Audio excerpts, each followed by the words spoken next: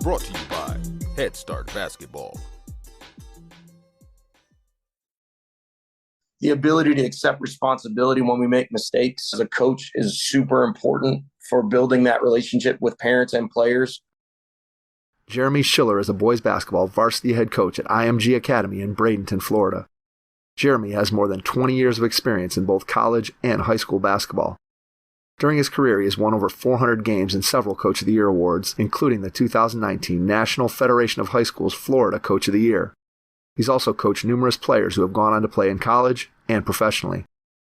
Before IMG, Schiller served as the head coach at Lakewood Ranch High School in Bradenton, Florida. During his tenure, Lakewood Ranch won 4 district titles, played in 3 regional finals, made it to 2 Final Fours, and was the state championship runner-up in Class 8A. Prior to Lakewood Ranch, Schiller was an assistant coach at Eckerd College and a graduate assistant at the University of South Florida. Schiller serves on the FHSAA Advisory Board and the Executive Board of the Florida Association of Basketball Coaches. Hey Hoopheads, I wanted to take a minute to shout out our partners and friends at Dr. Dish Basketball. Their Dr. Dish shooting machines are undoubtedly the most advanced and user-friendly machines on the market. Learn more at drdishbasketball.com and follow their incredible content at Dr. Dish B-Ball on Twitter, Instagram, Facebook, and YouTube. Mention the Hoopheads podcast and save an extra $300 on the Dr. Dish Rebel, All-Star, and CT models. Visit drdishbasketball.com for details. That's a great deal, Hoopheads. Get your Dr. Dish shooting machine today. Hi, this is Jerry Buckley from Bishop Kenny High School in Jacksonville, Florida, and you are listening to the Hoopheads podcast. The first training camp Elite Skill Development and Performance Combine will be held on the campus of Western Reserve Academy, just outside of Cleveland, Ohio, powered by Unleash Potential and the Hoopheads podcast. The camp is designed for boys rising to grades 6 through 9 and will take place June 29th through July 1st, 2023. An emphasis on improving individual skills in the context of a team environment will be the hallmark of the training camp. Mike Klinzing from Head Start Basketball and the Hoopheads podcast and Joe's Decision from Unleashed Potential will serve as the camp directors of this inaugural training camp. Campers can expect 3 days of hard work, intense skill instruction, and learning how to be a great teammate on and off the court at the training camp. Players will participate in 10 elite skill development sessions led by some of the best coaches from across the country. Visit headstartbasketball.com to get registered. Prepare like the pros with the all-new Fast Draw and Fast Scout. Fast Draw has been the #1 play diagramming software for coaches for years. You'll quickly see why Fast Model Sports has the most compelling and intuitive basketball software out there. For a limited time, Fast Model is offering Hoopheads listeners 15% off Fast Draw and Fast Scout. Just use the code HHP15 at checkout to grab your discount, and you'll be on your way to more efficient game prep and improved communication with your team. Fast Model also has new coaching content every week on its blog, plus play and drill diagrams on its play bank. Check out the links in the show notes for more. Fast Model Sports is the best in basketball. Grab your notebook before you listen to this episode with Jeremy Schiller, boys basketball varsity head coach at IMG Academy in Bradenton, Florida. Hello and welcome to the Hoopheads podcast. It's Mike Klinzing here without my co-host Jason Sunkel tonight, but I am pleased to be joined by the head varsity coach at IMG Academy, Jeremy Schiller. Jeremy, welcome to the Hoopheads pod. And Mike, thanks for having me. I really appreciate it. It's a huge honor. You've had some really big time guests, and hopefully I can add a little value too. We are excited to be able to have you on and talk to you about what you've been able to accomplish thus far in your coaching career. I want to start by going back in time to when you were a kid. Tell us a little bit about some of your first experiences with the game of basketball. So my story is a little bit unique in the sense that I started basketball pretty late. So I was in 7th grade. We had moved to Bradenton, Florida.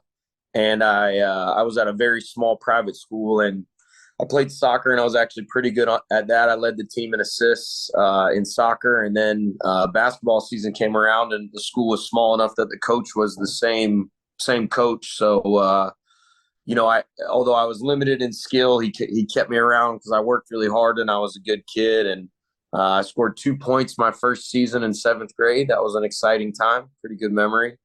And I basically just got ate up and fell in love with basketball. So started practicing on my own 4 or 5 hours a day outside my friend's house, to the point where sometimes at night his parents or he would come out and, kick me out, make me go back to my house.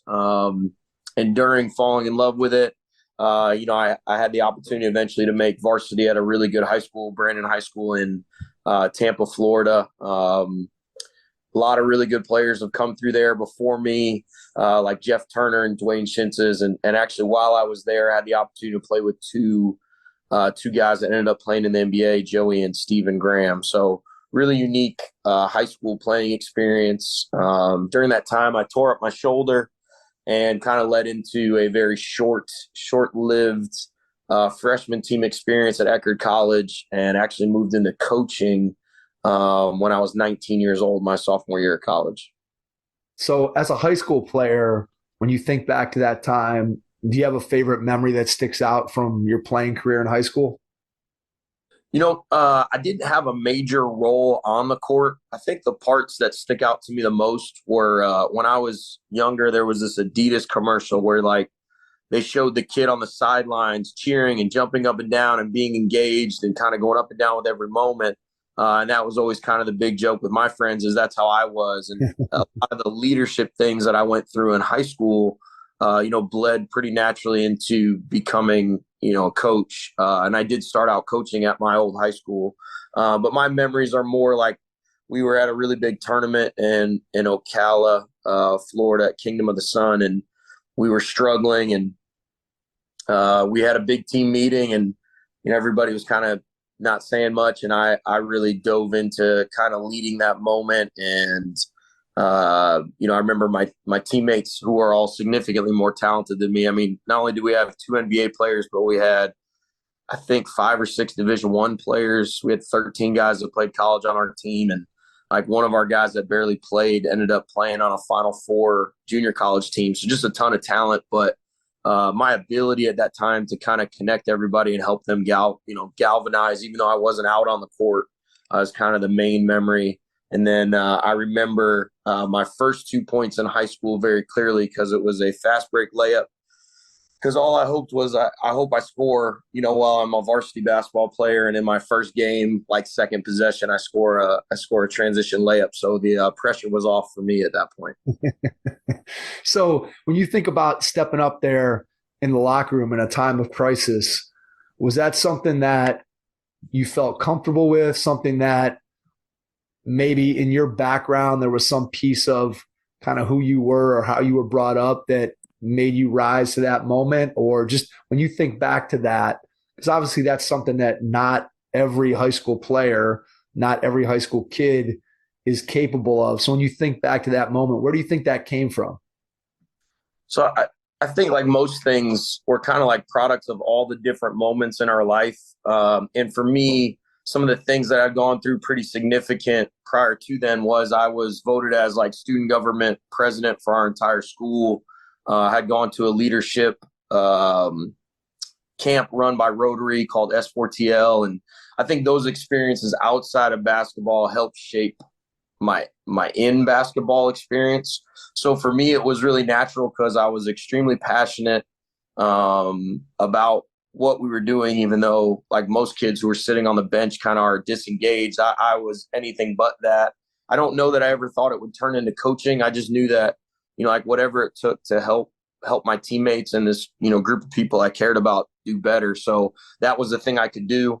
So it really happened naturally, just from my educational development experiences, if that makes sense, more than, sports necessarily. No, it does. It makes a ton of sense. And I think it's interesting when you look at sort of the way we talk about as coaches now, right? Helping our players to develop as people. And I think it's something that coaches are probably more intentional about that today than they've ever been. And certainly there's lots of opportunities for players to develop outside of the game, whether that's through their schoolwork or through internships or just all the things that kids are doing today. So it doesn't necessarily, as you said, have to come through sports, but as you and I both know, sports is such a great microcosm of what kids are going to eventually face out there in the world, whether it's in their job or with their family relationships and all those things. And so it's always interesting to kind of hear where that leadership characteristic, where it comes from in different people. You talked a little bit about the injury in college and how that sort of pushed you towards getting into coaching. And you said a couple of times that, you never necessarily thought about it from a coaching standpoint, but then was there a point where you started to recognize that, hey, maybe coaching is a direction that I want to head? Was there one sort of seminal moment that hit you, or was it sort of a gradual process? So I'd say it was more of a gradual process. Once I stopped playing, I knew that I was still passionate about basketball, and I still played every day, kind of outside when I was healthy enough to do that, because I actually tore my labrum. So there'd be times where I could get through kind of the discomfort, but to do it at a college basketball level just really wasn't possible. But my high school head coach, who I ended up working for, Mark Herman, I think saw it in me before I did. So really unique situation. So he would host a spring league every year with all the other high schools in the area would play. And every year we would always have our quote unquote Bradenton All-Star team.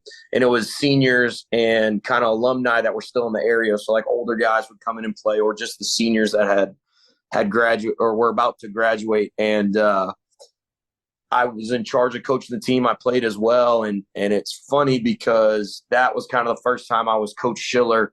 And somehow, some way, probably need to clean out my closet more. But I found that envelope that had the title of Coach Schiller, which would have been from like 1998. And I found that in when I was coaching at my last high school, and I was able to send a photo over to my head coach, Mark Herman, because that was kind of the first time I had been Coach Schiller. Spent my freshman year trying to see if I could play at the collegiate level. And I just was a combination of not good enough and hurt. And I went back and met with my high school coach and just asked if I could help out on a volunteer level. And then I guess we're 23 years later. It's been a pretty big part of my life. So that first experience where you go back to your high school and you're working for your high school coach, obviously now that relationship shifts from player to coach to coach to coach. When you think about that time, is there something that stands out to you that maybe was surprising or different than what you thought when it came to that first experience coaching? So I think the biggest thing is I genuinely didn't know what to do. So like as a player, I knew if I did X, Y, and Z or whatever, coach would address it, or he would have a plan of what we were doing that day. But being on the other side of it, it's like I remember very distinctly thinking I knew where we had to get to, but I didn't really have the tools to get there on my own. Like I didn't know. So I had to do a lot of like thinking, and things that actually shaped how I coached, still do, were just kind of problem solving in a unique environment where we had very, very talented JV players. And my high school coach gave us support, like in the sense of I never dealt with parent issues. I never ordered a t-shirt. I had to do laundry, but I never had to deal with that stuff. But he really basically gave me the freedom to develop the kids and, coach them without a ton of structure. So that allowed me to kind of develop my own path on how I wanted to teach things. My brain's kind of always worked in a way where, like, if I see where there's an issue, I'm going to attempt to be creative and trying to figure out how to solve those problems. So when I would see that kids didn't know how to rebound, I would think about how to make up a rebounding drill. I mean, I wasn't in the generation where you could put on YouTube and find 100 rebounding drills. I had to think about it, talk with my assistant coaches. They would, use their background, talk with other coaches. But it was a really unique time because what really fostered it was just the opportunity to kind of experiment, and having unbelievably talented kids makes it a lot easier. I mean, we had a JV team where I coached multiple kids that went on to play Division I basketball. It's pretty rare that those types of kids play JV. So we were really athletic, and they covered up for a lot of my mistakes as a coach. So really unique opportunity for sure, starting out in that type of environment. When you're putting together drills, I'm just curious, even now today, because I'll answer this I'll answer my own question in a second, but I'm just curious to get your perspective.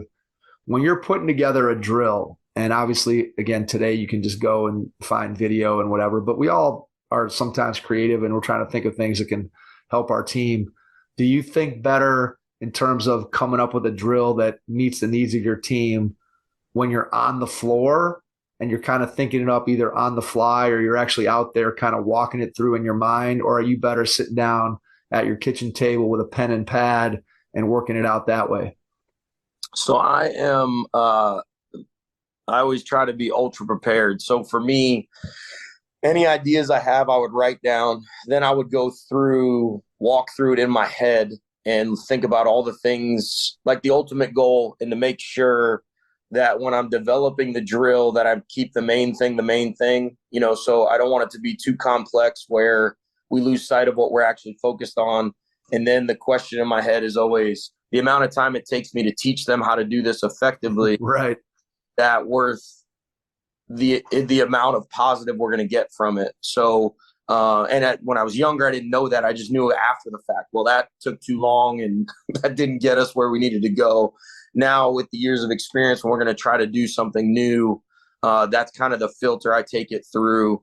And I think that's where most coaches get lost, is they spend all this time choreographing something that happens 2 times in a game. And to me, the cost benefit of doing that isn't high enough to do it that way. So, I would say I go through it, and then now I'm in a unique environment where there's 40 other coaches with multiple years of experience. So often if I want to try something new, I walk down an office and talk to any one of the former Division I head or assistant coaches and see, what they think. I'm in a really unique environment at IMG now. Yeah, talk a little bit about that. I know we're jumping ahead and we'll circle back to this, but I'm just curious with the coaching staff there and just how you guys have it organized in terms of the teams. And obviously you have, for people who aren't familiar, there's different levels that you guys have. You have a national team, and then you have teams that are obviously at levels below that. But do you guys as a basketball staff get together and meet, or just what does the process look like there at IMG in terms of collaboration between all the coaches of the different teams that you guys have? So let me go through, because there's a lot to unpack with that. So first is describing kind of the structure. I think that's the easiest way, like how the teams are kind of structured. And then I can dive into kind of how we all communicate and connect. Sure. So the easiest way to look at it is we have 18 teams. That's counting post-grad, varsity, varsity girls, and we have junior level teams from JV through middle school. So there's 18 total teams. There's 6 varsity teams. They are not specifically tiered. So you do have the high school national team, which would essentially be 10 of the top 50 players in the country at each of their positions in the high school varsity program. That's the national. Then I coach what's called IMG Blue. We are very specifically designed to be competitive, but we're kind of that next tier where we have 3 this year specifically. We have 3 high major kids with recruitment, probably 7 or 8 other Division I players. So still an exceptionally high, what most programs would probably call like their regional team. And then the rest of the varsity teams are kind of balanced and set up to make sure that every kid has this really unique experience that we have at IMG, where we have a team that fits what every kid needs for their development, including the IMG Blue team, which I coach, and the national team. We can provide what they need for their development. So if a kid needs a ton of minutes and kind of the freedom to play through mistakes, we have a varsity team that plays the appropriate schedule and plays that. And then we have, like for my team, there might be kids who need that ultra competitive environment to compete for their minutes because they've kind of had those other experiences. And now they just need to be in an environment where they're, playing against the best players, some of the best players in the country every day. So that's what's really unique about IMG, is that we have basically whatever team fits what a kid needs, as opposed to the kids trying to fit into the team. I don't know. Initially when we make the teams. And then we obviously have to create a team culture, and we play a singular schedule. We don't move kids between teams or anything. They're on that team, and then we develop our culture from there based on weeks of essentially we'll call it a training camp, where we we organize the kids based on what we think is best for what they need. So that's kind of the structure of IMG. Then when you talk about collaboration, it is constant. So like obviously within our varsity program, we may collaborate and work together and just talk because we have our similar offices. But like the level of basketball knowledge and connectivity, like I'm literally able to walk down a hallway and go speak with our girls national coach, Shell Daly, who's an unbelievable coach. She's coached, I believe, in the WNBA. I'm 99% sure she played there as well. And like, that's somebody I can go talk to about anything. Often when people say, what's it like there collaborating? I just use this story. Last year I was walking in from lunch, and Dan Bardo, who's been there for about 17 years, and Chad Myers, who was our post-grad national head coach, and is now at New Mexico State as an assistant. I bump into them, and Chad and I start talking about peel switching, and then Dan has his ideas, and we're on the court for 30 minutes impromptu discussing peel switching. And I felt like might be the only place in the world where that happens at that level. And that's kind of a normal occurrence. You know, the really unique thing, Brian Nash, who's our director, has done an amazing job just bringing in really quality people that really care about IMG and the players there. So we're all really open to sharing ideas, scrimmaging against each other. It's just a really unique environment. I tell people all the time, if you love basketball, it's the best place in the world. I can't imagine anything can even compare to it.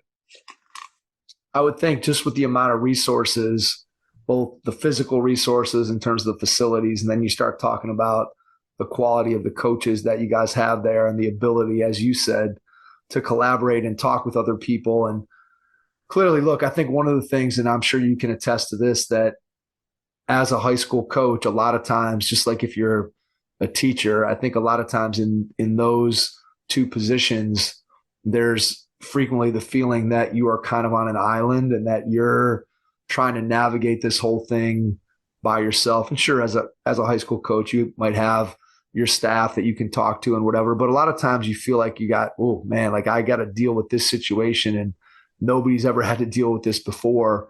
And I'm sure for you guys, you just walk, as you said, down the hallway or you step out onto the court and there's a myriad of mentors or people that you can bounce ideas or thoughts off of. And to me, just from all the conversations that I've had on the podcast with other coaches, the ability to have that mentor or that person that you can go to when you're looking at a situation, whether it's an X's and O's or probably more likely something off the floor or culture related, to be able to have somebody that you can go to that's right there, to me seems like it would just be completely invaluable. There's no way you could even quantify that. No, and like you said, I think it's also unique because like there's younger coaches, there's older coaches, there's guys that have played professionally. Like my assistant, Daniel Santiago, played on the Puerto Rican national team. He's in that Redeem Team Netflix movie Nice. for 5 years. And that's the guy I hang out with every day. So like getting his experiences from 18 years of playing professionally, and he's 7'1", so it helps. We have the tallest teenager in the world is on my team. We have a 7'6", 16-year-old. And so just getting like unique perspectives that like you can't get anywhere else. And when you're at a traditional high school, even like the last high school I was at, Lakewood Ranch, a lot of really successful coaches. There was probably 4 or 5 of us that worked at the same level. And then there was other people that worked at different levels related to just the level of passion and intensity to what we did. And, at IMG, that they're all like that. So like you said, it's not even just the technical ability, it's just the level of investment and how, we're all professional coaches, where at traditional high school, there's a lot of people that maybe work hard, but they're not really, professional coaches. They do it to get a little extra stipend or to help out the school. This environment is definitely unique and different. And it really provides an amazing experience for the kids, because so far we've also only touched on the basketball. It doesn't count our APD, which is like leadership, mental training, nutrition. We also have strength coaches that are some of the best in the world, yoga instruction. Like it's a really unique environment for players and for coaches. Tell us a little bit about how you weave those things that you just mentioned, how do those get weaved into a player's day? What does that look like? So I just walk you through like my average varsity player's day is they go to school in the morning. That varies based on what classes they're in and everything else. But essentially in the morning, about 11:20, they're done with school. And that leads into like every one of our teachers has to have office hours similar to college. So I want to say those are done by like 12:15, 12:30. So sometime between that, like 11:30-ish, that they're done with class. And 1:30 when we start practice, they'll go and get food. They'll come in and get extra work. If that's something that they want to do, that we give them like extra skill work with our skills coaches or us. Obviously, they'll see trainers to get ready. And then we start practice. We'll go practice 1:30 to 2:30. 1:30 to 3:30. That's done, and they'll go to weights. And then sometimes that flips. So we might go 3:30 to 5:30, which means we lift first for practice. And then at least once a week, sometimes more, we set up group APD sessions with nutrition, leadership, and mental training. And then if the kids want, they can actually set up separate as well. So like think like classroom style with 15 kids. But if a kid says, like, let's say we had a kid that needed to lose weight, he has different questions than a kid that needs to gain weight, they can set up one-on-one appointments with them, basically like around their schedule. And then open gym for about 3 hours in the evening where they have access to gun. We actually have a shooting court, which I think, I'm going to say this wrong, but I think it's got like 9 or 10 baskets on one court. So you can essentially like set up the gun or the shoot away or whatever on each of the baskets and just get up shots. It's just like the best basketball environment in the world. And, it really helps prepare kids that are serious about basketball for their next step, if that's going to be college, because, most colleges don't even have the resource that we have. So they're prepared for weights and everything that's going to be thrown at them. So for you, you've obviously had an opportunity to coach at I'm going to just use the term regular high school. You've had the opportunity to work as a college assistant coach at your alma mater, in addition to being a GA at South Florida. So, and then now you have IMG. So when you think about those different experiences, it would seem that IMG is sort of, I don't want to say in between, maybe isn't the right way to say it, because I'm sure that IMG probably have more resources than many, if not most, college programs. But just talk a little bit about sort of your career path and the differences between a regular high school, college, and IMG. I'm not talking about in terms of resources or things you do, but just your mentality about how you approached it and kind of how you felt about each one of those positions, what you liked, what you wish maybe would have been different about each of those experiences. Sure. So I'll just walk through from kind of the beginning of my coaching career. So Perfect. I started varsity coach at Bradenton High in Tampa. Phenomenal early experience. My head coach, Mark Herman, was one of the best like program developers I've been around. Like he just knew to do things that made sense to me now that as a kid, I just saw it happen. And then when I was on his coaching staff, like we had Jordan brand jerseys when no one else did. So it made kids think I want to go there because they're sponsored by Jordan, those types of things. It just always had the best year, always made sure we were playing in a ton of games. So that was my first experience. My first 4 years I was a junior varsity coach. Really unique environment with a lot of talented players. It was one of my favorite coaching. I've really been fortunate. I've had a lot of really cool coaching jobs. It's one of my favorite ones because you really didn't do anything besides coach. I mean, they really just, like my head coach just took everything off our plate. He just wanted me to make sure I was, gave the kids, the best experience kind of thing. After I was at Brandon, I was a GA at USF. With Robert McCullum. We were really successful. We actually went to the Conference USA semifinals that year. It was a really fun experience to be at Division I, but it also opened my eyes that being a part of the business of basketball at that level may not have been what I wanted to do, especially having gone from coaching and being really engaged in like practice planning and helping develop players And as a GA at that time, that wasn't really the way the position was structured. So I did that for a year. Then I got a head coaching job at Osceola High School, school with about 2,500 students. And that was a really unique experience because the high school I played at, we were really good. So kids showed up every day. They worked really hard. That's the only thing I really knew. And then I was at college. And when I got to Osceola, I took over a program that had the same coach for 25 years and won 88 games during those 25 years. So really fun to try to like change the entire culture. But there was a lot of challenges with things I'd never thought about, like kids not showing up to practice, kids not working at basketball year round, like all these things that just didn't make sense to me. So it was really good to give me another perspective on what that, that experience is like. And we won 7 games, and that was a really big deal. And everybody was really excited on campus. And then I was fortunate that I was able to become a Division II assistant for Tom Ryan at Eckerd College. That was really, really great as well. Having a chance to work at the college level that I felt like at the time was more about relationships. Not that it wasn't about winning and it wasn't serious, and we didn't have very talented players because we went to multiple NCAA tournaments. But working for Tom Ryan, he's probably the best person I've been around as far as building long-lasting and consistent relationships. So it was really helpful to me, kind of learning and watching how he built those relationships with guys beyond just the X's and O's part. And then I spent 1 year back at Bradenton High School while I dealt with some family things. I was able to help one of my former players became the head coach, which is crazy. Started to feel old at that point. He became the head coach, and I was living in Brandon, and I was able to help him for a year, which was a lot of fun. I felt like I added a lot of value while I was dealing with the family things I had.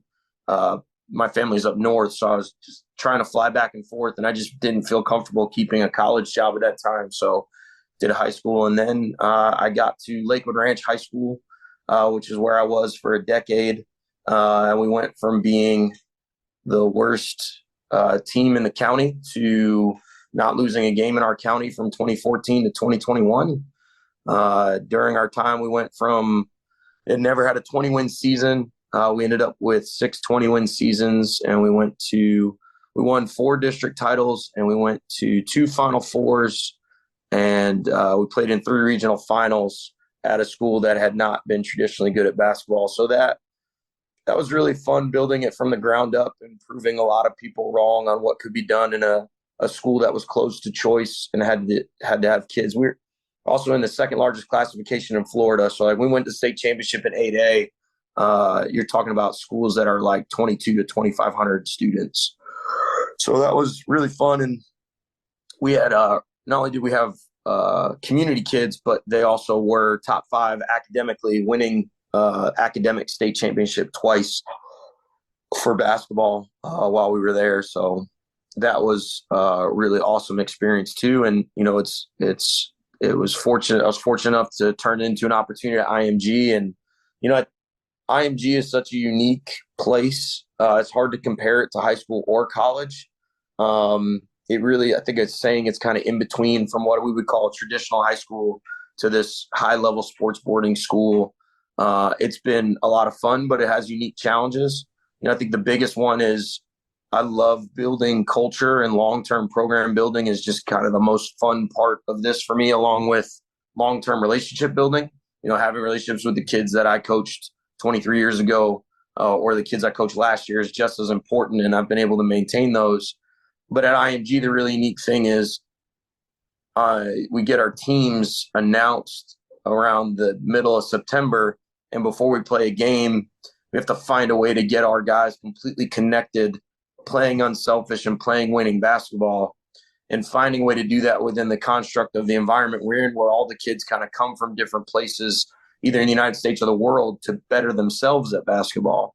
So coming from a traditional high school where we're playing for our community and trying to win a state title, and transitioning into a school where trying to help kids be prepared to play in college only, where winning is a byproduct of them making winning plays, the way I describe it is that's what college coaches want to see.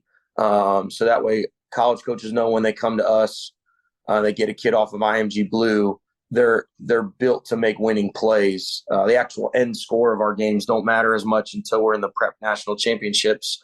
But the idea is that we're compiling film and habits for our guys that when college coaches see them and like them, that they check every box related to how hard they play, how committed they are to winning, how unselfish they are, how they guard the basketball.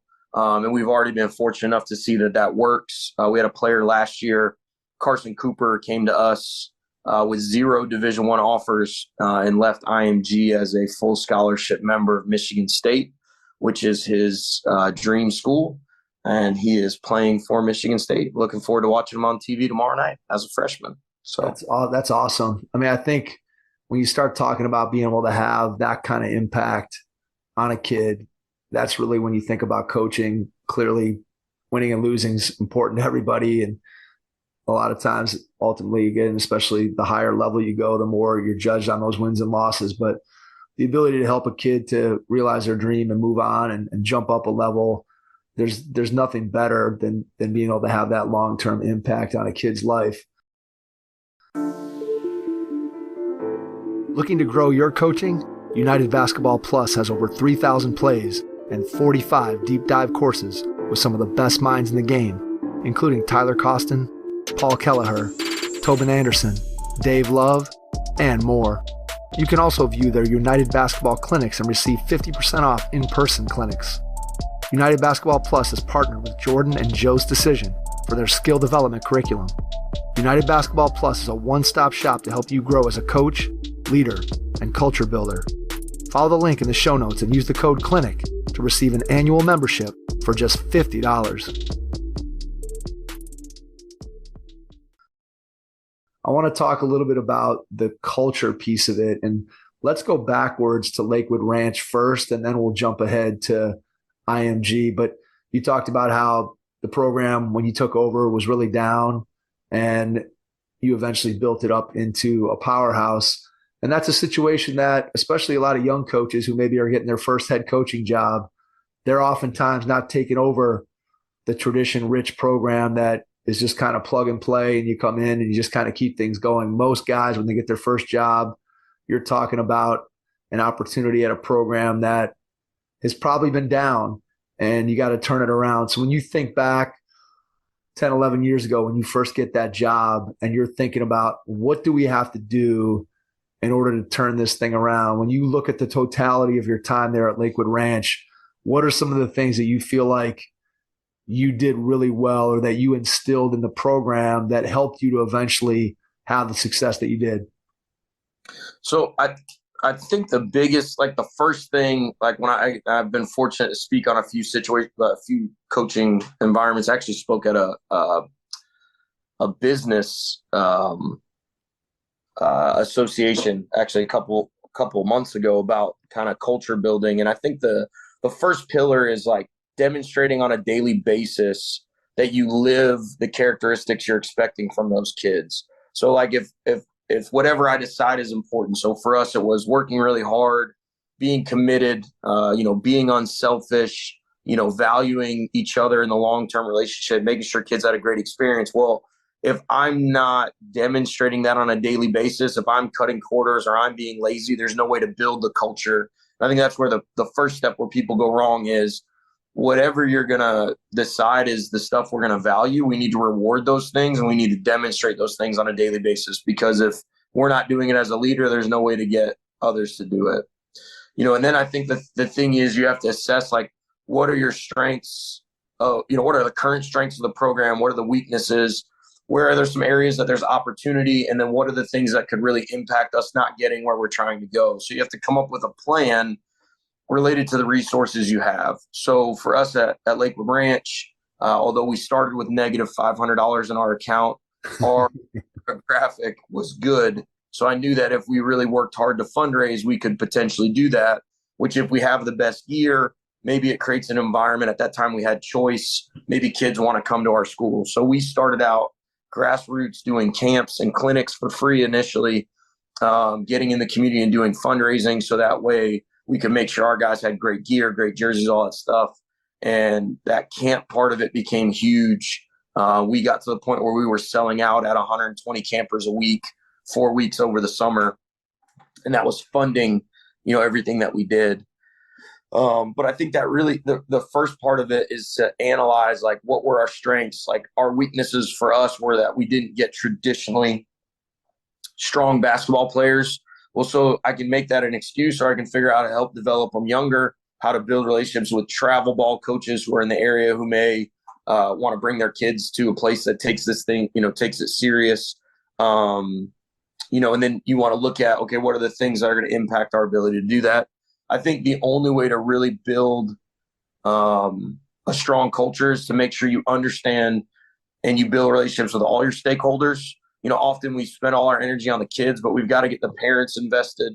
We have to make sure our administration's invested. And usually if they see you doing things consistently, they're gonna be invested in what you're doing, especially if they're, highly successful administrators or parents who really care about their kids. Although they may not agree with every decision you make, over time, they're going to agree with the fact that you're invested in and care about their kids.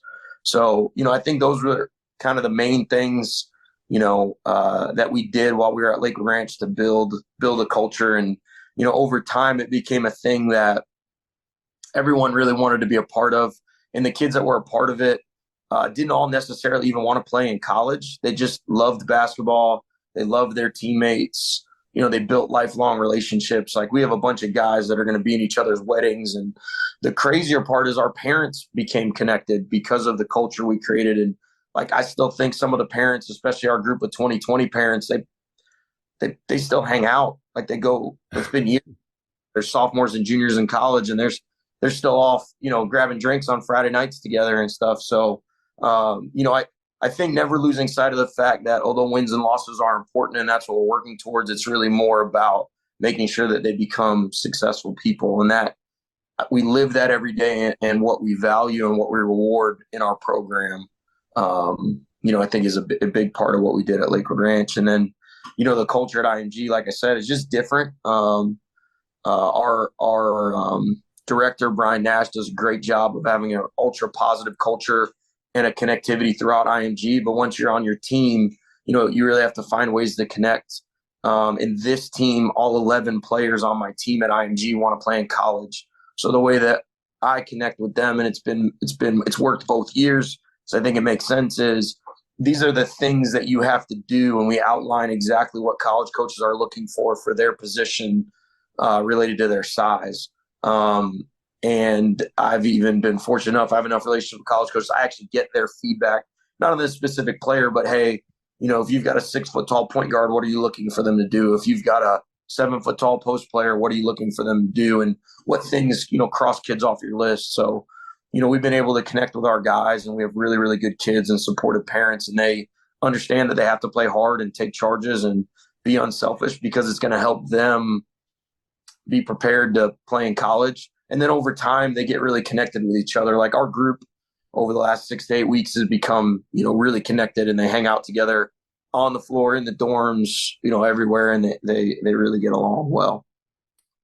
Do you find, and again, you're 2 years into this experience versus being at, again, quote unquote, normal high school, do you find that they can bond faster just because they're completely immersed? Or do you find that because maybe the kids you coached at Lakewood Ranch had relationships going back to elementary school, just compare and contrast the two in terms of how quickly the kids bond, or just what it looks like from your perspective?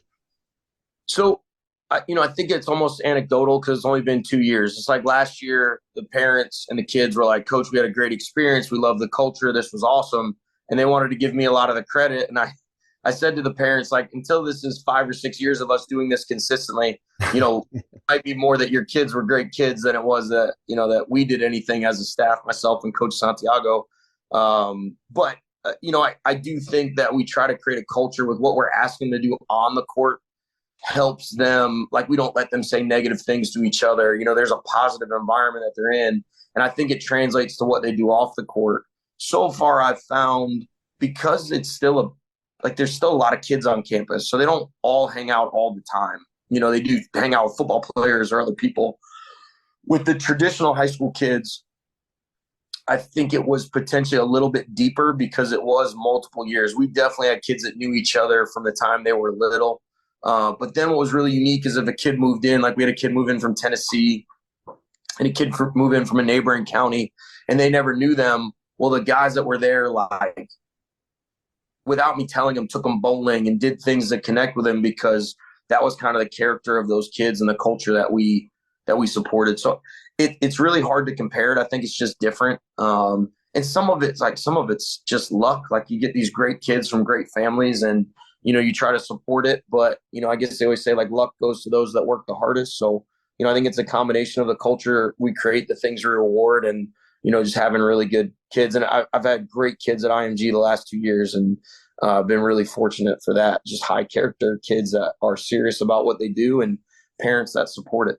Yeah, clearly that makes a difference if you have kids that you bring into your program. And oftentimes that's one of the conversations things that coaches who have coached both at the high school and the college level, they often talk about that when you're in the college level, you have some control through the recruiting process of who are the people that you bring into your program. And that can include the players, but it oftentimes includes the players' parents. And you look and you say, ooh, I'm not sure I want those parents to be a part of my program for the next 4 years. Whereas in high school, you don't necessarily have as much control over that. So clearly, if you can get good people in your program, that makes your job of building the culture much, much easier. Tell me a little bit about just some of the things that you've done. And again, it could be at any of your stops along the way, but just to get parents bought into what you're trying to do, to get them on your side, for lack of a better way of saying it. How do you engage them to make sure that you're building, not only, as you've said, the culture with your players, but you're developing those parent relationships and that support of the program so that maybe after those kids do graduate or they do leave, that the parents are still hanging out and have positive vibes about the program? So the first thing is multiple parent meetings. So like I'll use Lakewood Ranch because it's a little bit more traditional, which I would imagine more people are at a place like Lakewood Ranch than IMG, since there's only one of those in the world. So, but like we would have meetings. So to go through it, we would have in the summer, we would have what we had returners and non-returners. So a returner was someone who played the prior season. So that meant they've already heard me talk about what we're going to do, what our expectations are, all that stuff. So when we have a meeting with them, it's like, hey, here's the stuff. Good to see you. Get out kind of thing. Whereas we had non-returner meeting where we'd start to explain the culture and expectations like in May when school gets out for all the kids that are new and haven't been a part of the program. So that way, when they saw what the summer schedule was and I could show them an outline of what the season was going to be if they made it, through all that, that parents could make the decision to see if that fit in with what their goals were. Meaning, in a nice way, not everybody was made to be a Lakewood Ranch basketball player. If the idea of, 6 days a week of practice in season and going to big holiday tournaments like City of Palms or the New Orleans Sugar Bowl, where we're like traveling a lot, if all that sounds terrible, then, we just may not be the right fit. And maybe you can find another experience or something else to do with your time, because these are going to be the things we do. If you don't want to lift 4 days a week, you don't want to maintain your grades, you don't want to be a good person on campus, because like we built a really strong reputation on campus and we're not going to allow anyone to impede that or impact that negatively. So like basically the first thing is just information. Like these are going to be the expectations. These are the standards. Then we'd have a meeting in the preseason, again, returners and non-returners. And then when we made the team, we'd have another meeting saying, hey, this is definitively what we're doing. These are all the tournaments. This is everything. So we'd meet 3 times before a kid would be officially on the team. In that, we talk about fundraising responsibilities and all those other things. One of the things I thought was really valuable was we would communicate standards and expectations for the parents, the players, and coaches. So for parents, without having it in front of me, things like, we're only going to speak positively in public. If you have an issue or concern, come pull me aside and come talk to me. Our goal was to be different. Our goal was to have parents that said positive things in the stands, that didn't coach their kids, that allowed us to coach them. Just kind of outline what would be positive traits for parents. And that way, if someone stepped out of line, first line of defense was the other parent saying, hey, if you really have an issue, you can reach out to Coach Schiller and set up a meeting. Have you done that? They said no. They would literally say, well, stop complaining because we don't want to hear it. So creating those expectations and standards. In doing that, it was never attacking because it was done before there was a problem. So it was done ahead of time. Same thing for standards of what they could expect from myself and my staff on how we treated the kids, treated them. And then obviously players would have standards instead of rules. I'm a big standards over rules guy of what they were going to do. So I think the first part was outlining exactly what expectations were and assuming that common sense is not common. So like, we're not going to yell at officials or whatever other things that we think as coaches, some people just don't know what they don't know. So we would outline that at the beginning. And then if we ever had issues, I would be cognizant of meeting with the parents one-on-one before it was more of an issue. But one of my coaching friends had one of the best lines I've ever heard.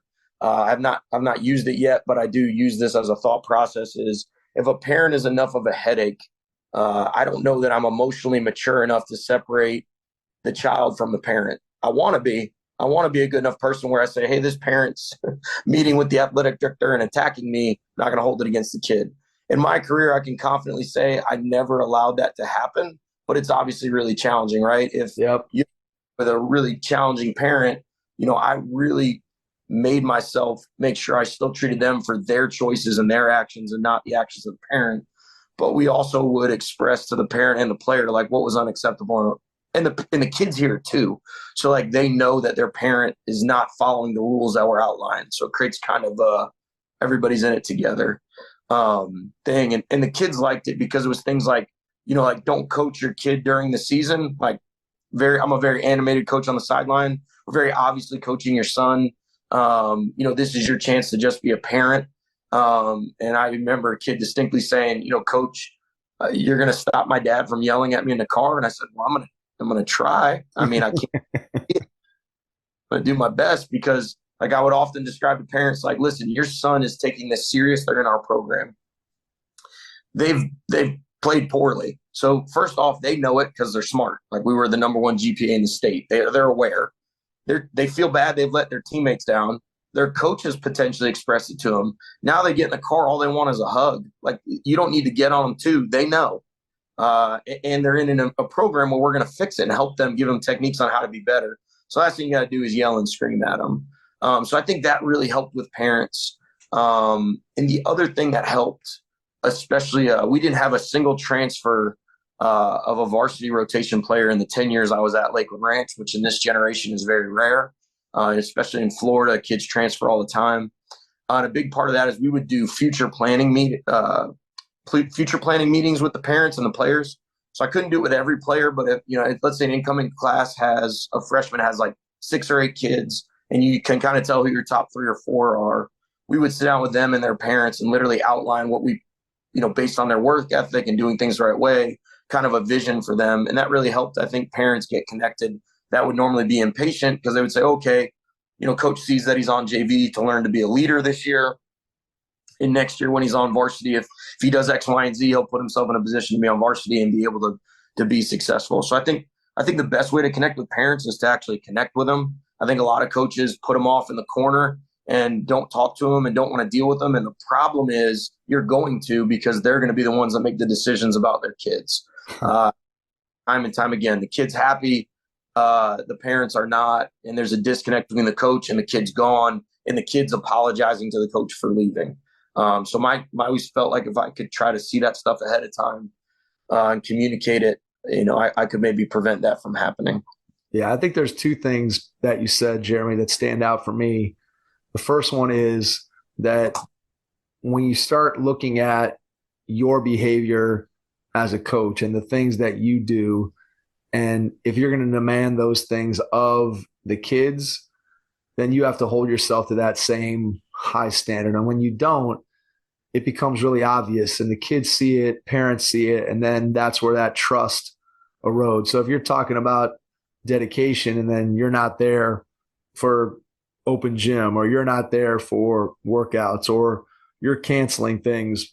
Kids see that, parents see that. And then when you do ask them to, hey, we got to show more dedication or we got to work harder, even though the kid might not say it, right? Or the parent might not say it to you, in their head, we all know what they're thinking. And they're not wrong, because if you're going to ask something, you don't want to ask anything of somebody else that you don't demand of yourself. So I think that's the first thing that stood out to me that you said. And I think that's a great piece of advice or a great lesson for any coach out there that's just starting out or somebody who's been in the business for a while, to just keep that in mind. And then the second thing that I heard you say was about proactively communicating with parents and not putting them off. Because as you said, I think there's a lot of times where coaches, teachers, it's a lot easier to just kind of ignore the fact that parents are out there and just kind of go about your merry way and hope that things don't go haywire.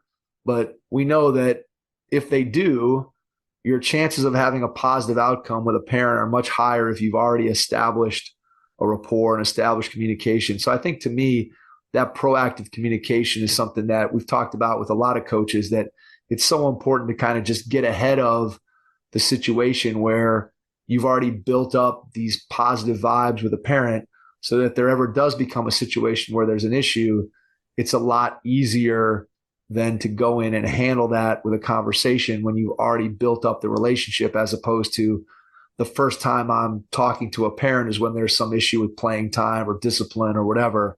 I just think that that proactive communication to me is critical. And it sounds like that's what you've been able to do at all your stops. Yeah. And I think like that's actually how I would say it to parents. Like, we'd have our first meeting and I'd say, hey, like, we're going over this.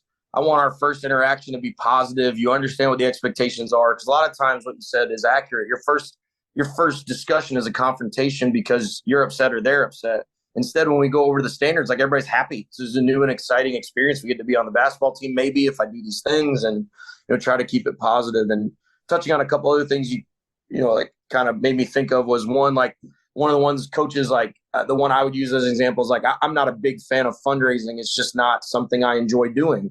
Well, it's a great time to show parents, like, hey, I don't enjoy doing this, but this is the process we have to do to make sure your kids get this experience, and I'm sacrificing this, right? Like, I don't just say, oh, I hate fundraising, and then can't figure out why no one wants to fundraise. Being honest and accepting that that's not something I enjoy, but I do enjoy the end result, so I'm going to go get it done. And then there's two other things on communication that I think are really important. One is communicating trust with players and with parents. So instead of it being an attacking communication, it's a communication of trust. So the way I always describe it is, like, for our guys, and I changed this a couple of years ago, oh, you don't want to win because you're not boxing out. Like, we all agree at the beginning of the year when we do our goal setting that we want to win. So instead of saying if you want to win or attacking, it's because we know you want to win, we need to box out. So that way it's not that we don't think you don't want to win, it's that you need a reminder, and that's what I'm here for. So it'd be the same thing with, like, actions of kids. Like, I often try to frame it, hey, your son's struggling on X, Y, and Z.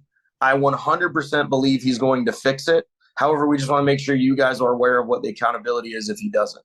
So it's not, I don't think he's going to. It's, hey, I believe he's going to, but just in case, here's some of the options. And then the last one is my girlfriend, who's also a very high level. She's been a very successful high school coach and a former Division I athlete, reminded me of this last year. But the ability to accept responsibility when we make mistakes, as a coach, is super important for building that relationship with parents and players. Last year, I was more negative than I like to be. I try to communicate positively or generate accountability from other things besides just yelling. And last year she was at a game and I did that, and I agreed with her. And I went in the next day and, talked to our guys, and I said, hey guys, that wasn't what I want to be doing. I apologize for how I handled it. It wasn't anything it wasn't like there was cursing, it wasn't anything, but it was just not who I want to be and what I want to do. And it got me refocused. And all of the guys in our exit meeting mentioned that moment as, like, a really important moment for them, where they felt like, wow, I've never had a coach accept responsibility for acting inappropriately, even though it wasn't that inappropriate, but just accepting responsibility. And it helped them throughout the rest of the season accept responsibility, because I was showing them what they need to do. Hey, it's not the end of the world. I just yelled a lot when I shouldn't have been. I should have just pulled you off the court and talked to you. it just managed it poorly and accepted responsibility. And I think that's a huge one for culture, because when parents see you do that, it's a connector. They recognize that you're going to take responsibility when it's your responsibility to fix it. And that's a new trend that I think has taken a turn for the better in the coaching profession. I can go back to my own playing experiences, and I just don't think that during the time, and again, I grew up, went to high school, graduated in 88 and played my college basketball from 88 to 92. And I just don't think that a coach apologizing was something that I don't think I ever experienced that. And at the same time, you could think of multiple situations as a player where you're like, man, I mean, did he really think that what he just did there, or looking back on it retrospectively, that was something that helped us? And you wonder in moments of reflection, did your coaching staff, did they think about it and say, "Ooh, man, we made a mistake"? And then it just wasn't the way things were done. Whereas now it's so much better that coaches can take that responsibility. They can have that accountability, and they can be vulnerable. And then I think, as you've said multiple times, that helps to build the trust with your players, because they see that, look, Coach Schiller's a human being, right? He makes mistakes. We're not all perfect, and we're not always going to make the best decisions. And sometimes we're going to mess up. And when we do, we're going to accept it, because that's what we ask our players to do. So I think if you can do those things, as you said, it's going to build trust with your players. Parents see that stuff, whether they see it directly or whether they hear about it from their kids. It just makes sense in terms of building trust that you have to be vulnerable yourself and put yourself out there, because that's what we ask our players to do all the time. Your first impression is everything when applying for a new coaching job. A professional coaching portfolio is the tool that highlights your coaching achievements and philosophies, and most of all, helps separate you and your abilities from the other applicants. The Coaching Portfolio Guide is an instructional, membership-based website that helps you develop a personalized portfolio. Each section of the Portfolio Guide provides detailed instructions on how to organize your portfolio in a professional manner. The guide also provides sample documents for each section of your portfolio that you can copy, modify, and add to your personal portfolio. As a Hoopheads Pod listener, you can get your Coaching Portfolio Guide for just $25. Visit coachingportfolioguide.com/hoopheads to learn more. When you get this opportunity at IMG, talk a little bit about sort of your mindset with leaving a place where you had a lot of success, and clearly you probably could have kept going there and continued to do what you had done and continue to win. So was the opportunity at IMG about doing something different where you get an opportunity to basically be full-time basketball? You kind of get out of the classroom. That's a piece of it. Was it the idea of it being a challenge? Just what was your thought process in pursuing the position, and how did it come to your attention? So it was really hard to leave Lakewood Ranch. We built something we believed was sustainable. It was a really challenging dynamic. And as I've had different opportunities presented to me at high school or college level over the last 10 years, it was kind of always easy to say no. And a big factor is my parents and my brother and my niece are all within 20 minutes of where I live. So, for me, I'm a big cost benefit analysis guy. So is whatever this job is that could be an exciting opportunity so much better than what I'm in now, and gonna, potentially take me away from my family, which is really important to me. And when this opportunity came along, I think you touched on the challenges of this unique environment where can I be successful, at doing this with these level of players in a different environment, not being able to create the culture that we've created, not having as much control over, the day-to-day, because you are a part of a bigger dynamic with other APD and other stuff. Like I was the nutritionist, I was the strength.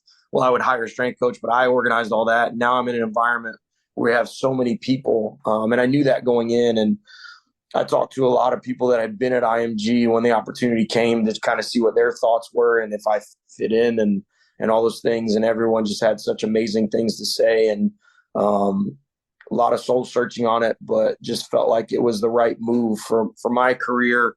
Allowed me to get closer to a college level type and atmosphere. Work for Brian Nash, who's our director, and Mike Gillian are both super invested administrators that work really, really hard. I felt like after spending some time with Brian, especially, like, we just align so much on how serious we take this. And sometimes in public schools, as administrations change, they're not as serious as you are about sport, or they have other things that are on their mind. And my administration at Lakewood Ranch, for the most part, was great, but those things change over time. So that impacted it. Just the unique, exciting environment of IMG just made it a no-brainer to go try this. And I tell people all the time, like, usually when you get a great opportunity and you advance in your career, you're packing your house and making new friends and leaving your family. And I went to Lakewood Ranch on a Friday, and on a Monday I drove to IMG, stayed in the same place. So it was definitely a positive part of the move. As you were going through the process of making the decision, what was your biggest reservation, if you had any, when you were thinking about what maybe made you doubt, or what did you think, hey, I'm not sure how this piece of it's going to go? Does anything fit that description? So it wasn't doubt. I tend to be confident in my ability to work. I don't always know how good I am at things, but I'm confident that, like, I'm going to work as hard as I possibly can to achieve whatever that is. So if I wasn't concerned about my ability to do a good job at IMG, I didn't know how long it would take for me to do a good job, but I knew that I could do that. The biggest thing for me is I pour very deeply into all of my players. So the idea of not seeing it through with the players that I had developed from the years before, not seeing it through with the kids who've been coming to my camp and now weren't going to be able to come play for me, and their parents, and they had expressed those things. I'm still in the community socially, but, like, not being in the community as a representative of Lakewood Ranch High School, which I took a lot of pride in. Those were the things that were, like, the biggest struggle. Not so much the doubt of the job. Again, I'm not saying I thought I would do a great job. I just know that, like, I'm going to work until I do. So, I wasn't doubtful in my ability to do it. I didn't know what it would look like. But I was more concerned with, those relationships changing. Obviously still keep in touch with those players and some of those families, but that relationship change. And, my intent was to be at Lakewood Ranch for 35 years and retire there. And, instead I made it a decade and now have a really awesome opportunity at IMG. What's been surprising about your initial couple years here at IMG? Is there something that you kind of went into it and you were surprised, I'm guessing mostly in a positive way based on the way you're talking, but what's just something maybe that stands out to you that you didn't expect that's been even better than what you thought? So when you're outside of IMG, you always hear that, like, the kids and the families are really difficult because they obviously have major investments, to be at IMG. You hear all these, like, not stories from anyone that knows, stories from an assumption that the parents are a problem, the kids don't work hard, no one takes it serious, that it's really more of, like, an image than it is a reality. And when I got there, it couldn't be further from that. Parents have been amazing and supportive. The kids work unbelievably hard and are consistent with their effort. Been really blown away with the consistency of their character, both, like, their competitive character and what we do every day, and just great kids. So, like, outsiders, sometimes people hear these things and I don't think they have any evidence of it. They just kind of create their own assumptions. And coming into the environment, just how great the kids and the families have been to work with. And then not understanding, I live about 20 minutes from IMG, or 30, and that's where Lakewood Ranch is in comparison physically to IMG. But, like, you just don't realize all the amazing things that happen on campus, outside of the national teams that you see on TV. How many talented players there are. We've had, just for my team, we've had over 50 Division I college coaches come and watch us practice this year. And it's like, I didn't know that happened for anyone but the national team. I just didn't know. I didn't know that dynamic happened. So I've just been really impressed with the level of investment by Brian Nash as a director in every single kid. I think that was a thing that I didn't. You meet a director and you don't know he's a former coach, but Coach Nash's ability to connect with all 18 teams, 180 players or whatever our total is, and all coaches, he connects with every single person. And for me professionally, it's also been great because I feel as you get older, it's hard to find people you look up to. And Brian Nash is one of those people for me, like the way that he carries himself with 900 things up in the air that he's having to juggle. And when you communicate with him, he makes every parent, player, and coach feel like they're the only one in the room. So I don't know that I'll ever learn to do that, but that's an added bonus and something I've been really impressed with. To be able to work for a boss and an administrator who is working in the same direction that you are, we know, and I'm sure plenty of people in the business who have worked with administration in a public school, that you just don't get the same support or the support that you would want to have in order to be able to build the kind of program that you want to. So to be able to have somebody in place, and obviously IMG is a unique situation, but to have somebody like Brian in place who is going to give you what you need, who's going to support you, who is on the same page with what you're trying to accomplish, it makes your job all that much the more easier. When you're working with your players, and you just mentioned having a bunch of D1 coaches come in and watch you practice. So obviously part of what you're doing, part of your role is to help your players to navigate that recruiting process. What does that look like for you as the coach of a bunch of players who are going to be getting recruited? How do you look at your role? And maybe it's different with each family depending upon what they want or need, but just when you're thinking about trying to help a player reach their dream of playing at the next level, what's your role as their high school coach? So I think the first step is to help them generate a roadmap of specifically what they need to work on that college coaches are going to want to see. So that's come from years of experience, both being at that level and communicating with coaches at that level, to make sure that we're not working on one-legged step-back threes for a 5'10" point guard, that we're working on making sure that they have the ability to guard the ball 94 feet, to make the correct paint decision, to make open threes and handle pressure. So it's like, we have a very talented post player who's 7'6" and he's really good. Well, my job is to help say, okay, what are the question mark coaches are going to have? Can he guard a ball screen? Can he make decisions on the perimeter as far as like dribble handoffs? Can he make decisions on the pick and roll? When he's in the paint, can he make post moves or does he just finish? So we sit down and we create a roadmap for them for exactly what they need to work on so they can be focused on those things and not get distracted by all the other stuff. So like that's number one job.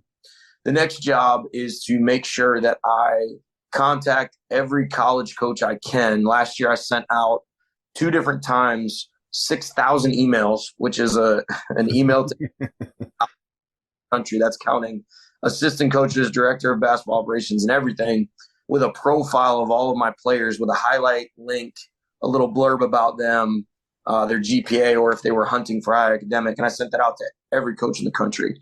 So my job then is to make sure that I get that information out. And then the other factor is we use our extensive network to make sure that we're reaching out to the right coaches and programs to help get the right eyes on our kids. It's so hard to describe. Every coach there has just this extensive Rolodex of Division I, Division II, Division III NAIA coaches. So as we go through this, we literally all work together to get those coaches to see the kids. The college coaches only work directly with the head coach who's with them. So like if someone we'll use Michigan State last year with Carson. So Jimmy Carr, our now post-grad national coach, had the connection to Michigan State. But when Coach Wojcik comes down to recruit Carson, he comes and talks with me. He talks with Jimmy too, but he comes and talks with me. I'm the one that sets up the film.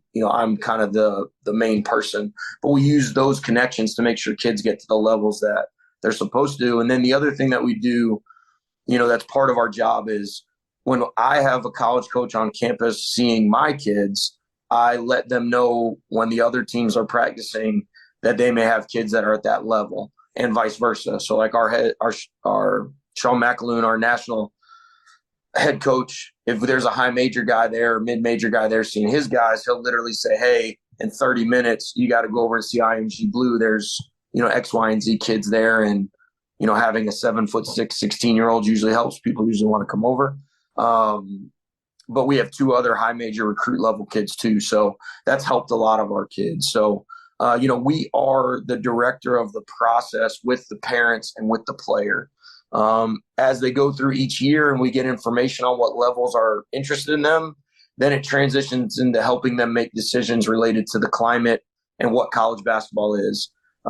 This year we had a kid with a Division I offer, very strong, from a school that he really liked. And he had a bunch of Division I interest. But nobody had pulled the trigger as aggressively as the first school, which he liked, had the major he wanted. And so in this climate, where 10 years ago you'd say, well, just wait late, you're going to get a lot better during the year, there'll be a bunch of offers. Now with that transfer portal, we have to help make sure that we're giving the parents appropriate guidance. So, part of that guidance was, hey, you've got a school you like with coaches you like that have a plan for you. If we wait till late, there may not be that there, no matter how good you get, because from about now until April, it goes very quiet for everyone that's outside of an elite prospect, meaning top 50 in the country. So we have to help educate the parents and the players on kind of how all of that works, and then support them in the decisions that they make, because it really is their decisions for the rest of their life. For me, it's always about them. It's not about me. I don't care. I'm proud of the kids that go on to Division I, Division II, or do whatever, but it's really not about me. It's about them being set up for the rest of their lives and at a program that fits their skill set. Finding that right fit is something that we hear from tons and tons of coaches, both at the high school level and at the college level. And I think one of the things, Jeremy, that we've tried to do here on the podcast is just educate anybody who's out there listening as a part of our audience about how good every single level of college basketball is. And I don't care if you're playing Division III or NAI or JUCO, wherever. Obviously, everybody has that dream of being able to play Division I basketball. But so often you see kids get hung up on that, where they just say, hey, if I can't do that, then I'm not going to play at all. Or you see kids who go to a program that maybe doesn't want them really that badly, or a program that isn't a good fit, or whatever it might be, just because they're chasing something that they really don't need to chase. I think what's important is you got to find the right fit. You got to find the right coaching staff. You have to find the right school that has the educational programs that you're looking for, where you're going to fit in. I think, can't remember who I attribute this quote to, but somebody told me, you want to go to a school where if you weren't playing basketball, you'd still want to go to school there. And to me, that's a pretty solid piece of advice, that the basketball is obviously going to be a big part of it. If you're a kid, especially a kid coming from IMG, if you're serious enough to go down there and make the investment and be a part of that, then clearly you have an investment and your parents have an investment in your career as a basketball player. But I think that if you can look at it and approach it of like, hey, I got to find the right basketball program, but I also have to find the right school. I think when you can marry those two, that's when you're really off to being able to have a tremendous amount of success as a college player and a college student athlete. Yeah, I think a big part of it is coaches making it about the player and not themselves. So I think one of the things that does happen is coaches are like, oh, I sent 9 guys to Division I. Well, like, were those kids happy? Did they have a good experience? I think the other thing is helping kids understand their why. Like, why is it D1 over everything else? Well, that doesn't really sound like you love basketball, because, like, to me, it's definitely fit over level. I think we're seeing more where lower levels, quote unquote, lower levels, different levels like Division II are beating Division I schools. And I think it's helping kids understand and navigate that. One of the things I use to help kids is I say, if they think they're high major, I have them pick the high major school, tell them to find a kid that's their height, see how much they weigh. And then if they fit the description of the height and the weight, look at their high school highlights and see if they make those plays. Now, if they're young enough, that should be a motivator. If they're older, it should be a realistic vision of, okay, maybe I'm not a player. Yep. Yeah, that's great. Is if you don't think D2 or D3 is good, pull a roster, look up a player, and look at it and go, wow, that kid averaged 30 a game. He was all state in my county, and he sits on the bench for a Division III team. because they just don't know what they don't know. It's our job to educate them. It's so true. I mean, I think it's funny because the number of Division III coaches that we've talked to that have said they're sitting down with recruits and their parents and saying, hey, have you ever watched a Division III college basketball game? And oftentimes the answer to that is no. And I think kids and parents, they just don't have any idea how good you have to be. Like I said earlier, to play at any level in college, you really have to have a love for the game. You really have to be a very, very, very, very good player. And I think if you took most high school players and put them on the floor in a Division III open gym with guys who have played, it's probably not going to go well. And I think a lot of high school players and their parents would be really surprised to hear that when you start talking about schools. They're like, I never heard of this school, or this school is so small, or this or that. And the ultimate reality is that those players are way better than you think.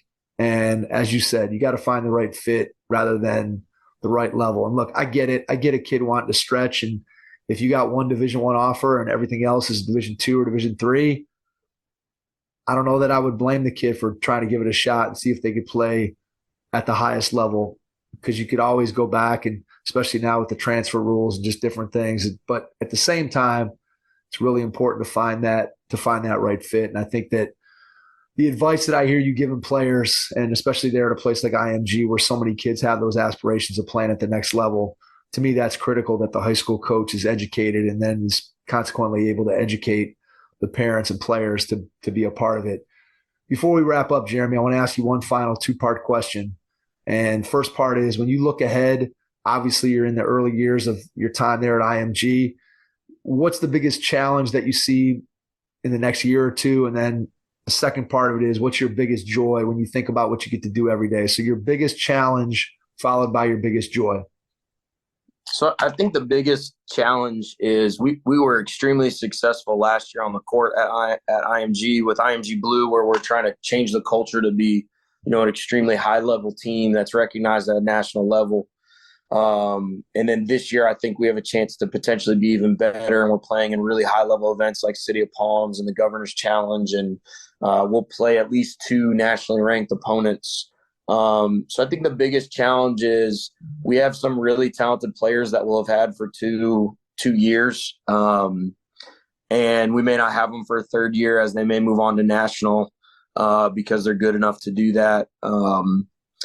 And it'll be interesting to see. The biggest challenge is, can we consistently maintain this level? And I believe with myself and staff and the support of Coach Nash that we'll be able to maintain it. But I'd say that's our biggest challenge is, as we navigate this season and going into next season, can we continue to maintain, just great culture and making sure we're helping these kids, get to high levels of college basketball.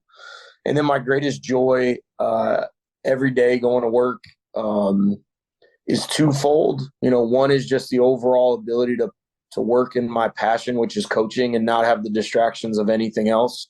It's just really almost impossible to find that type of environment.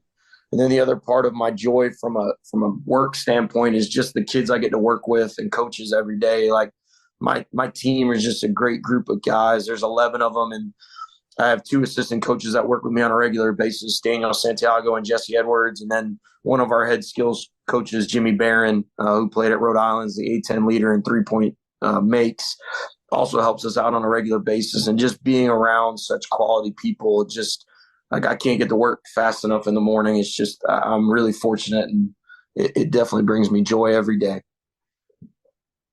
Well said. And I think it sums up basically our entire conversation of just who you are and what you're all about. Before we wrap up, I want to give you a chance to share how people can find out more about you, about what's going on at IMG. So if you want to share social media, website, email, whatever you feel comfortable with. And then after you do that, I'll jump back in and wrap things up. Yeah, so I'd love people to reach out if there's things I said that they didn't like, or just want to connect. My Twitter is Coach J Schiller. My email is Jeremy, JEREMY .Schiller, SCHILLER @img.com. And I don't mind. My cell phone is 941-840-3538. Can be reached at any of those pretty much at any time, and always really enjoy connecting with other coaches. Jeremy, I cannot thank you enough for taking the time out of your schedule. Really thankful that Jerry Buckley connected us. And to everyone out there, thanks for listening, and we will catch you on our next episode. Thanks. Thanks for listening to the Hoop Heads podcast, presented by Head Start Basketball.